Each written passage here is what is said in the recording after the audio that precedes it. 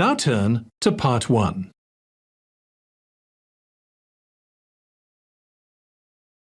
Part 1. Jack is on his way to Margaret's house party. He is phoning her for directions. First, you'll have some time to look at questions 1 to 5.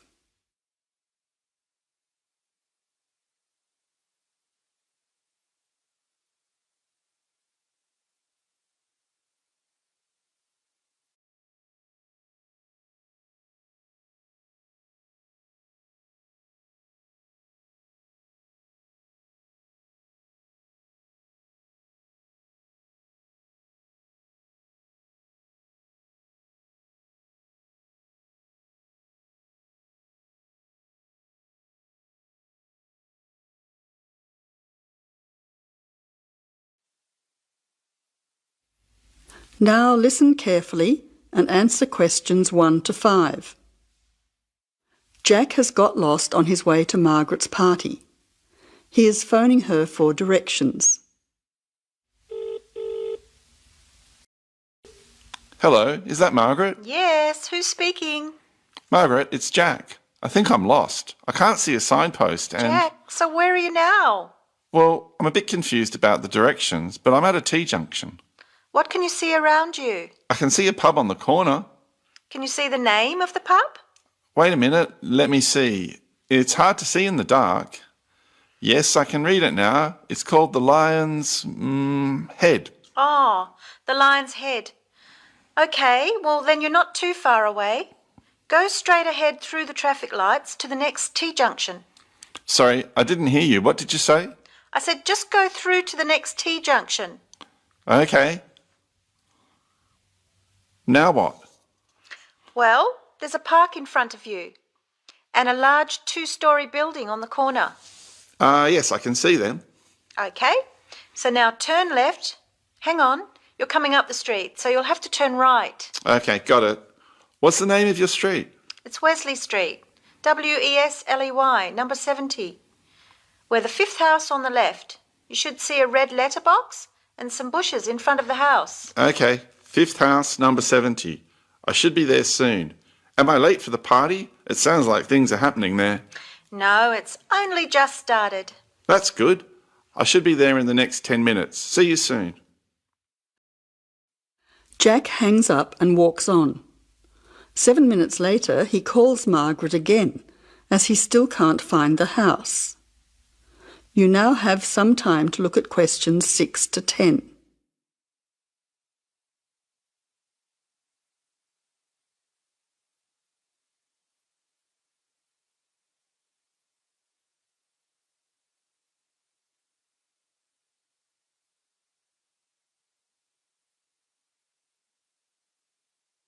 As you listen, answer questions 6 to 10. Who's speaking? Hi, Margaret. It's Jack again. Sorry to bother you. Listen, would you mind doing me a favour? Of course, what? Could you tell Mike I have got his camera? I've tried to send him a text message, but it's not going through. Oh, he's not here yet. Oh dear, he said he'd be there early. He might be lost too. OK, I'll call him. What's his number? 0482 56 3379. Oh, so that's 0485? No, 0482 56 3379. OK, I'll call him right away. But where are you now? Well, I'm in your street, but I still can't find your house. I can't see the numbers very clearly, or a red letterbox. It's pretty dark. I thought you said it was easy to find. Oh, OK, wait there. I'll come outside and get you. All right then, and don't worry about calling Mike. I'll try to call him now. Hang on, there's someone coming down the street. It looks like Mike. Oh, and I can see the letterbox now. It was hidden behind a bush. See you soon.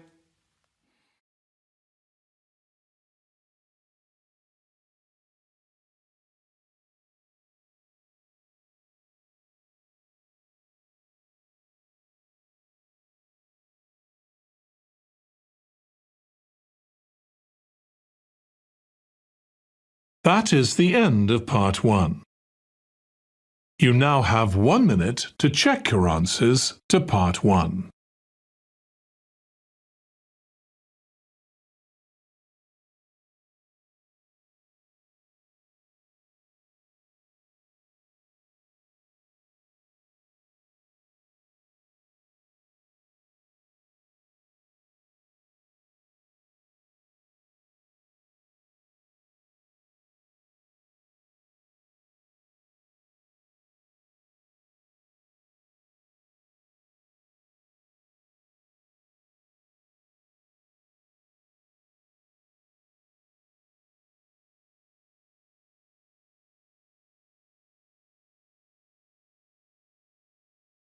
Part 2.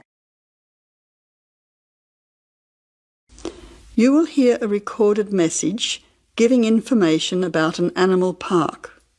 First, you will have some time to look at questions 11 to 15.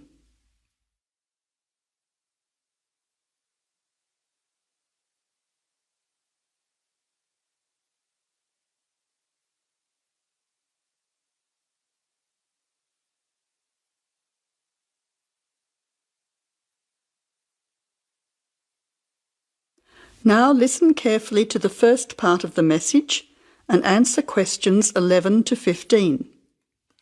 Welcome to the Australian Wildlife Park Information Line. The Australian Wildlife Park is very proudly owned and operated by an Australian family, John and Amanda Brooks, who operate the Australian Wildlife Park with their children, David and Sandra. The family doesn't receive any government assistance. It's solely funded by tourists visiting the park. Thank you for your support and assistance. When the Brooks family purchased the Australian Wildlife Park in 1987, the park housed a small collection of animals and birds on a modest 5-acre or 2-hectare property. A few years later, the park doubled in size when the family purchased the adjoining property. Also, the collection of animals started to boom. In May 2003, the family designed and built a new park in the public open space, once again more than doubling in size. The park now features about 200 species with more than 2,000 head of animals, birds and reptiles. Regarding the entry fee, adults pay $23, children aged 3 to 14 pay $10, aged pensioners are $17 and students are $16. One of the great things about the Australian Wildlife Park is that all of the attractions are included in the entry fee. No extra money is needed around the park, so make the most of your experience. All shows, talks, photo opportunities and animal food are included in your entry fee. In addition, the Australian Wildlife Park is open every day of the year from 9 a.m. to 5:30 p.m, except Christmas Day, 25th of December. Before the final part of the message, you now have 20 seconds to look at questions 16 to 20.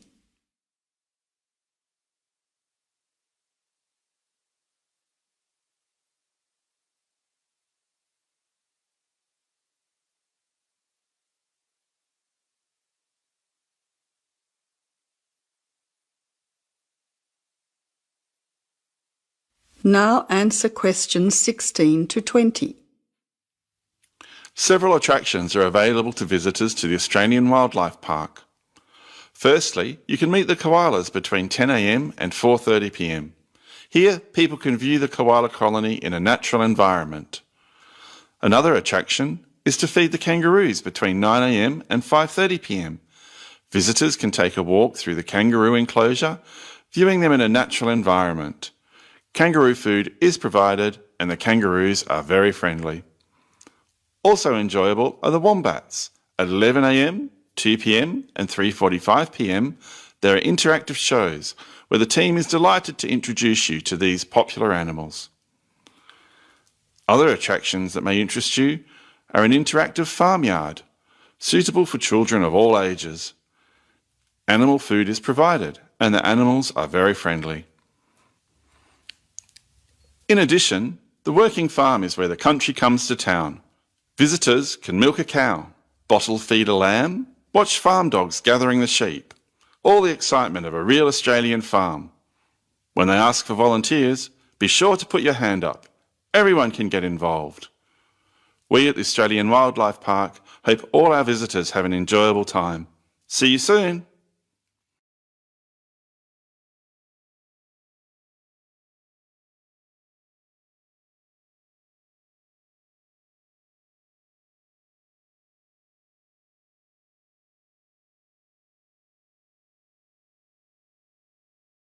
That is the end of Part 2. You now have 30 seconds to check your answers to Part 2.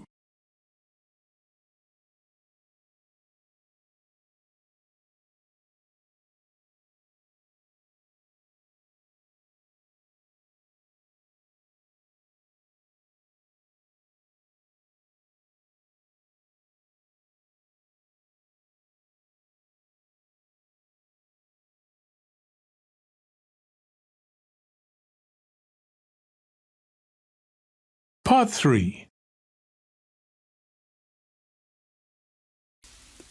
You will hear two students, called Richard and Shirley, discussing the information they have collected so far for a group project.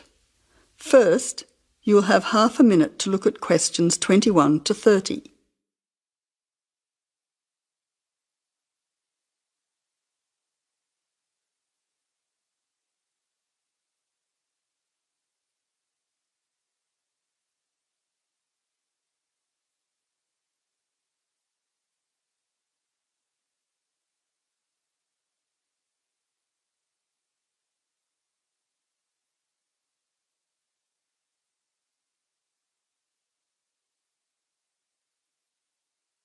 Now listen carefully to the conversation and answer questions 21 to 30.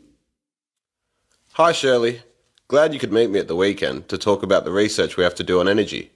Yes, Richard. I think it's important that we stay focused on the specific area of our research, energy consumption. Did you know that the demand for electricity is growing faster than coal, oil and gas can supply it? Yes, indeed.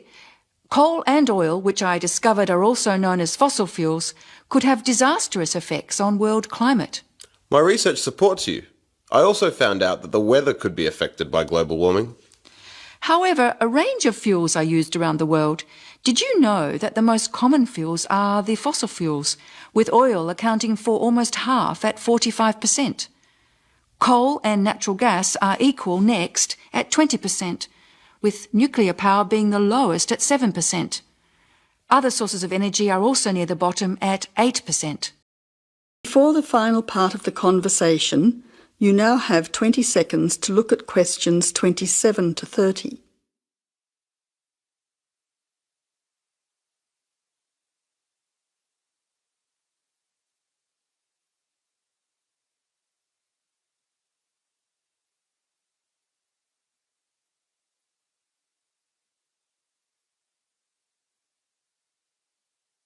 Now answer questions 27 to 30. That information will be useful when we look at the different energy sources in detail. We also need to look at the pros and cons of each type of energy. We've already said that fossil fuels increase the world's temperature, but we also need to mention the most serious issue, that these three types of fuel are finite, meaning they will not last forever. Another major disadvantage is that by burning coal and oil in particular, chemicals are released into the atmosphere, which combine with water to fall back to Earth and damage both plant and animal life. That really sounds useful. If you focus on coal, oil and gas, I'll look into nuclear power. It is common knowledge that nuclear power stations create radioactive waste, but I'm particularly interested in how this unwanted waste product is dealt with safely. I'll also need to look at the effects on people living near these power stations. Yes, I think all those areas need exploring. Do you think I should also look into renewable energy sources, such as wind and sun, energy that never runs out? Don't you think it's an important area to consider? Yes, but I don't think I'll have enough time to look at it in enough detail. I also agree that we have enough to focus on until our next group meeting. So to finish, you could find some information on the advantages of fossil fuels, and I'll give you the facts that I have already on coal, oil and gas. We don't need to look into other energy sources because I'll get more details on the nuclear industry. That's great. See you in 2 weeks' time.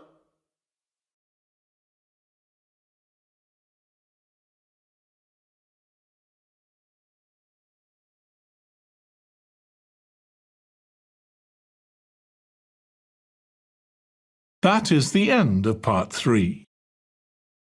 You now have 30 seconds to check your answers to Part 3.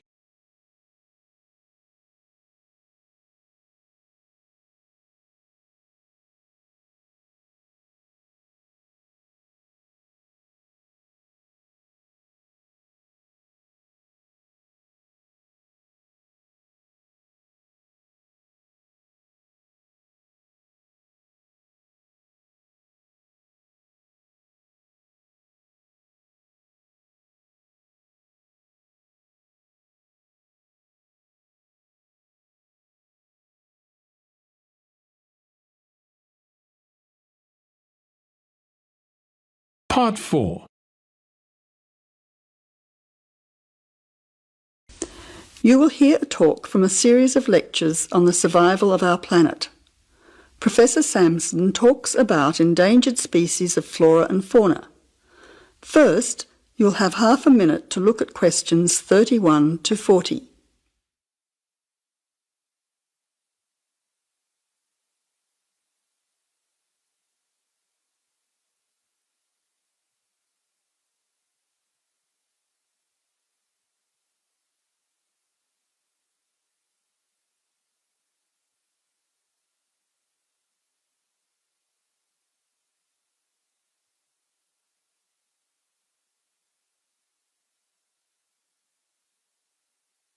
Now listen carefully to the talk and answer questions 31 to 40. Good afternoon, ladies and gentlemen. Today's topic in this series of lectures on our planet is about ensuring the survival of our very important plant and animal species. In this lecture, I want to discuss one way that we can do this. No one will ever see a huge dinosaur thundering through the forest. No one will ever see a paradise parrot flash its rainbow colours across the sky. The fact is that many animals and plants have been wiped out. Sadly, they are extinct. It is too late for them. Extinction is forever. We can't do anything about the species that have already disappeared. But today, there are many animals and plants that could still become extinct in the future if we do not act now. They are endangered. The African elephant and rhinoceros have become endangered because of the value of their tusks. Australian parrots and reptiles are smuggled onto planes because certain people in other countries are prepared to pay thousands of dollars for them. And there are many other species around the world that are endangered because they no longer have a place in which to live and reproduce safely. The main cause of extinction is the destruction of habitats. A habitat contains all that a living thing needs to survive: space, light, water, food, shelter, and opportunities for reproduction. The population of the world is growing rapidly, and this is placing great demands on land and resources for housing and for growing food. When vegetation is cleared and swamps are drained for agriculture, mining and suburbs, or when rivers are dammed to store water, plants are destroyed and animal life is threatened. In other words, humans are changing and destroying the habitats of animals and plants, which is in turn reducing their chances of survival.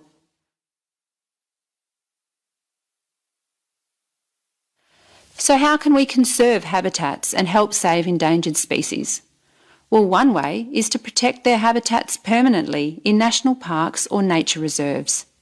National parks have been created in many countries. They encourage people to enjoy the beauty and diversity of the animals and plants that live there without harming them. By supporting and visiting these parks, people can become more aware of the species that live there and how the parks work to protect them. It is very important that, when visiting a national park, we keep them safe for future generations of plants and animals by obeying a few rules. Firstly, follow the fire regulations. Don't throw cigarettes or build fires, except at certain times of the year in especially allocated areas and facilities. Secondly, remember to leave pets at home. Pets, such as cats or dogs, can hunt birds or other small animals. Some pets might even escape and become a serious threat. Thirdly, place all rubbish in a bin or take it home. Plastic bags or leftover food are dangerous to the animals and harm the environment. Don't pick the flowers or damage the plants. Flowers create the next generation of the plant. Also, for the same reason, birds' eggs must be left in their nests. The loss of species in the past is sad. However, there is hope for the future.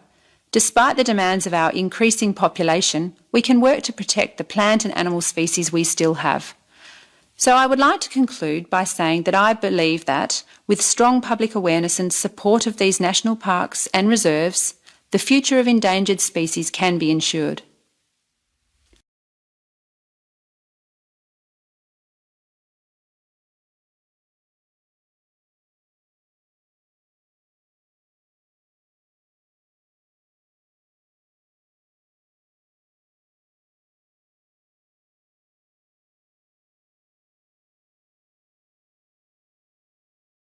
That is the end of Part 4. You now have 1 minute to check your answers to Part 4.